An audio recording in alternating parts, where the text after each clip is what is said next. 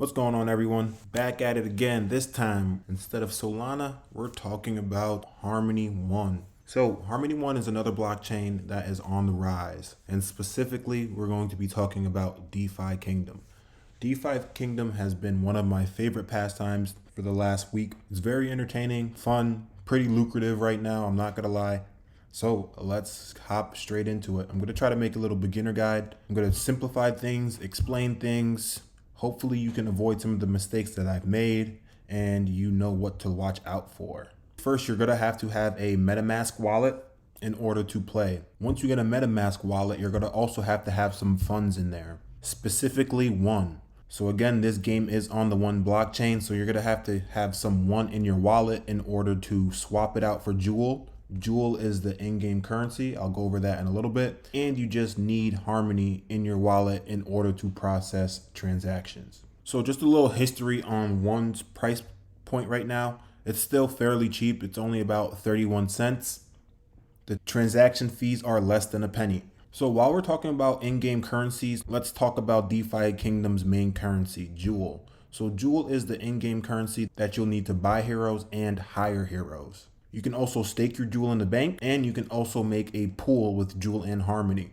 I'll explain that later in the video as well. And the last currency in the game is Gaia's Tears.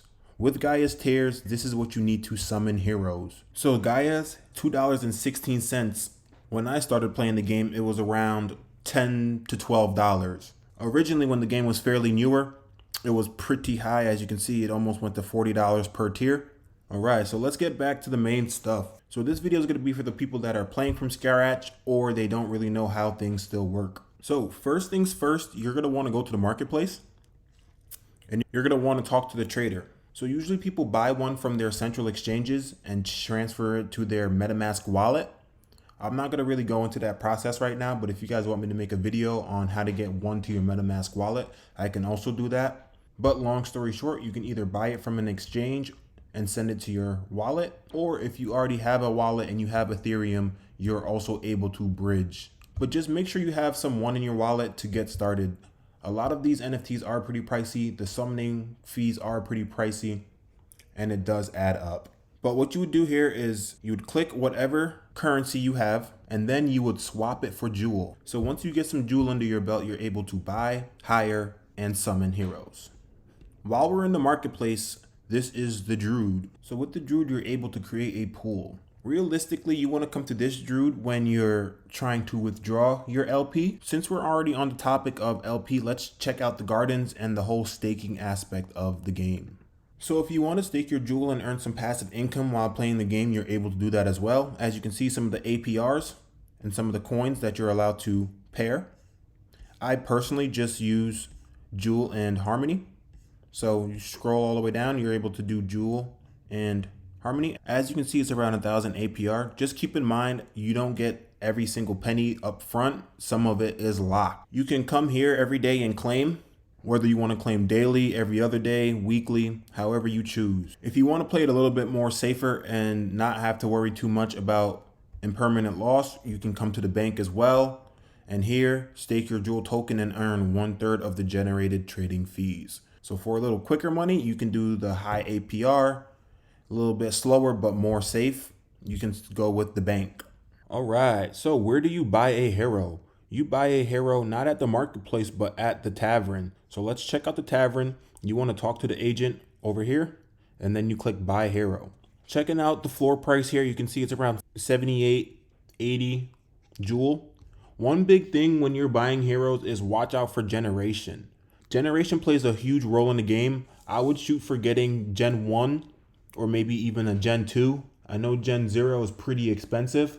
You're actually going to save more money the lower the generation you go. I'll explain that in a little bit. But let's just break down the hero card itself. So you have Thief, Warrior as its class. The Thief is the main class. The Warrior is the subclass. Right here you can see the level. I believe the max cap is going to be 100. And generations, I believe they have 0 through 11. I'm not too sure if they completely stop at 11 or that's just what they have for now on the slider here. They also have 4 different classes. 1, 2, 3, 4. Common are the gray cards. Uncommon is green. Rare is blue. As you can see, the floor is rising. But again, remember, watch out for Gen. Gen is the most important part. So let's take, for example, if we wanted to get a Gen 1 rare, how much it would cost. You can filter what you're exactly looking for. Let's go between generation 1 and 2 because that's what I recommend right now. Generation 1 or 2. So you can see a Gen 2 is 160 jewel. And you can also see that they used only one of the summons. Again, later on in the video, I'm going to explain the summons in detail, but pretty much every time you use a summon, the next time you want to use that same hero, it's going to cost more jewel. This is a legendary. They also have shinies as well, but I'm sure that's probably at the max price right now. Remember, the filter is still on, so these are Gen 1s and Gen 2s right now costing this much. And the highest rarity is Mythic. As you can see, they have the animation, it's shiny, and they are going for a pretty penny. So these are the cheapest Gen 1s and Gen 2s. Gen 0s are way more. Gen 0s have the ability to have unlimited summonings. At the tavern, you can also sell your heroes and list them for hire. So you can rent out your heroes as well. Every time you do rent out your hero, you do lose a summoning. There's also cooldowns as well. Cooldowns increase after every summoning and depending on the rarity of your card. So while we're talking about heroes, I'm going to show you guys mine. I originally started with this archer and then I hired another hero to summon with, and I ended up with a uncommon thief knight. Yesterday was crazy. I was able to get my first mythic out of nowhere. I was honestly just shooting for an advanced class, which I'm going to explain later in this video. Yo, you guys wouldn't believe what I just pulled. The funny thing is I was like, let me record this summoning. I'm feeling a little lucky. And I was just like, nah, whatever. Let me just do it. I just pulled my first mythic, yo. Like, I'm way late to the game. I paid like 200 plus jewel for an uncommon Gen 1 like 2 days ago. Like, I'm super behind. So the fact that I was able to pull this mythic, I'm just like, yo, that's crazy. So let's look at the stats real quick. We're going with agility and strength. I'd rather strength be like highlighted luck because fishing is the main, but either way, this is a great fishing roll. It could have been a little bit better if the strength was blue, but it's all good. Like, I'm hyped right now. For the parents, I own a Gen 1 archer. That's common, so gray. And I hired a uncommon Gen 1 thief, so a green thief and a gray archer. As you guys can see, the mythics are very hard to get and they are very expensive to buy.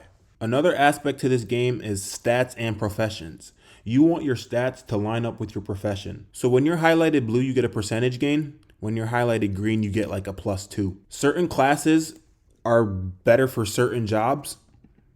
A thief is really good at fishing, and ironically, I am highlighted green for fishing, which is the main, which is very good. That's what you want when you're shooting for those professions. So shout out my guy Albus in the Discord. He just made this updated chart with the classes. So when you're summoning, there are advanced classes and elite classes you can shoot for. So when I pulled that mythic, I was just trying to get a dark knight. So I had an archer and I hired a thief and I pressed summoned. I did not get my dark knight, but I did pull a mythic, which is not always the case. I got really lucky there. But anytime you do summon, you're trying to shoot for the next class up. So here's the chart. I say take a picture, screenshot, write it down. So a warrior knight is a paladin, archer thief is a dark knight, pirate monk, ninja, wizard priest, summoner. And of course, once you get to that stage, you're going to try to shoot for the elite stage. I'm not too sure what the percentages are, but I know it's pretty low and it's pretty rare to get some of these combinations. So here's the chart. Definitely study it. If you're going to summon something, at least summon with a purpose in order to get that advanced class. I believe every class you go up, you get a little bit more perks. You might get a little bit more XP and things like that. Exalted is still a question mark. We're still figuring that out. I probably just butchered that word, but it is what it is. So yeah, when you're summoning, definitely look at this chart. And shout out my boy Albus for making this graphic. So each profession pairs well with certain heroes. And those heroes you want to have certain stats. So for example, mining, you want to have strength and endurance, gardening, wisdom and vitality, so on and so forth. And then from there, you can see the specific heroes that do well. So for example, ninja is the best at fishing with luck and agility. So you want your ninja to have luck and agility. I have the next best, which is a thief. And again, you want to shoot for luck and agility there. So checking back at my stats, I have the agility. If my strength would have been highlighted blue, then this would have been a god roll. But it's still pretty good. As you can see, my luck is still very high. I have some strength. And the fact that my profession is actually fishing makes this a really good thief card. So my girl Halia Cloning is going to be a goat fisherwoman out here getting this money. One question people do ask is, does the gender matter when summoning? It does not. So you don't really have to pay attention to the gender. I believe later down the line, once they start implementing more things within the game, you're going to probably have to start paying more attention to their stat type. But for now, it doesn't really matter. All that matters is generation and the classes. So going back to this table, definitely break it down before buying heroes and hiring certain heroes. Just make sure they're high in these certain areas, especially when profession type quests come out, so you can get the maximum rewards and XP. You want to have heroes that are high in their profession instead of just using anybody. That way you can get the maximum benefit. So we checked out the marketplace, the tavern, the gardens, the bank. We can check out professions real quick while we're talking about it. They're not doing too much right now. You can just click them and they'll give you like a little category. But again, as the game releases new content and stuff like that, these quests will become available. Work harder, not smarter with your heroes. So definitely try to get heroes with those professions so you can get the maximum benefit. Last but not least, we're going to the portal. At the portal, you will meet the summoner. At the portal is where you can summon new heroes. When summoning new heroes, you got to be wary that you need Gaia's Tears. You can get Gaia's Tears by swapping in the marketplace with the trader, the same way how you swapped Harmony for Jewel. Or you can get it by grinding quest. Unfortunately, you cannot hire 2 heroes. You can only hire 1. So in order to perform a summon, you're going to have your own hero, and then you'll be able to hire another hero. So looking at the floor price, you can see 679. But again, the main thing is generation. If I took this generation 5 and I had it with my archer that's a gen 1, the summoning is going to be a gen 6. So why is that so important? Summoning jewel cost per hero. Say you have a gen 1, you're automatically going to be paying 16 jewel just to use that hero. So say you're the owner of that hero, it's going to cost 16 jewel. Say you get a gen 1 from the market. So to make this example more realistic, we're going to check out the current floor for gen 1 hires. So it's about 19 to 20 jewel, but remember, you have to check out their summonings. This is why we're here in the first place. So let's say I use this card for example. This is not even an uncommon or a rare or a legendary. This is just your basic common card. They already used 3 summons. If we go back to the chart and we go down 3, so they used 3 summons, you would be the 4th summon. So that gen 1 card that we just looked at, you would be the 4th summon. So you would be paying 22 jewel plus the 16 jewel for your own hero plus 20 jewel for renting it out. So you would be paying 58 jewel total just to make that transaction happen between the hire fee and the summon fee. And that's just with a gen 1. So say you were trying to save some money and get a gen 5. You're not really saving money because say you want to use that gen 5, you're going to have to pay 56 jewel, and that's just on the first summon. So say you were just trying to buy a cheap hero and you weren't trying to spend too much money. It won't necessarily be cheap, especially if you plan on using that hero for other summons, because your first summon will be 56 jewel right off the gate, plus $22 for their summon, plus 20 for the hire fee. So you just jumped to 98 jewel that you'll be paying just to make that summoning happen. So that's why I stress the lower gen so much. That way you at least you have a little bit of wiggle room, because even if you get a Gen 1 with 4 summons used, at least you have 6 more opportunities that are way cheaper than your first Gen 5 summoning. One thing to also note is basic heroes. They're 10 tiers. Once you start getting to those advanced classes, they're 40 tiers. So there is a strategic aspect behind it all. Make sure you're paying attention to those classes, those subclasses, and especially those generations, especially if you think you can save a quick buck by getting a couple later generations, but in actuality, it'll probably be way more expensive down the line. The last thing we're gonna do together as a family is we're gonna go on some quests. So I had a hard time finding where the quest was when I started playing, but if you go to this little water fountain, you are able to go on some quests. So how does quest work? You have this stamina bar here. Stamina goes up 1 bar every 20 minutes. I believe it's about 8 hours to get maxed out again. Let's see if we can get some tiers. MetaMask is gonna pop up, ask you to confirm. Takes a little bit. Once the pending goes through, then you complete the quest. MetaMask will pop up again, and then of course always check those gas fees, because sometimes it does. Oh, look at that, we got 2 tiers, let's go. And that was only 1 mission,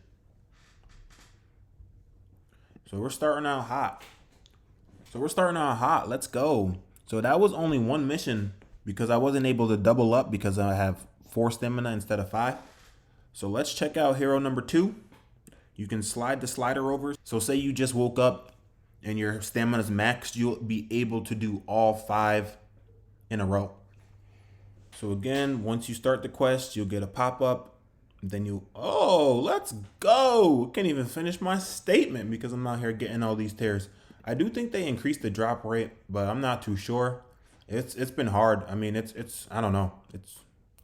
I'm not too sure if they increased the drop rate because I've been on a dry spell for a little bit, but I don't know. Now that I'm recording, all the tiers want to pop out, so I'll take it for sure. There's some times where I'll do 15 quests and I'd get 2 tiers, so I guess since I'm recording, they're blessing up right now. Right, last but not least, my Mythic. You can only do it once. I wasn't paying attention. I guess so. All right, I'm gonna get my point across this time before I click the button. But yeah, so you hit start quest and then MetaMask will ask you to approve these transactions. Again, just double check the gas fees. Sometimes they get a little ridiculous, not necessarily ridiculous, but sometimes you're just like, wait, that's a big difference. So just cancel and then redo it, and then you should be able to get in at a lower rate. So just always watch out for those gas fees, but it's literally half of a penny, so you can't really beat it. All right, let's see what we get this time. Let's see if we end with a bang. I'm assuming I'm going to get 1 XP this time around.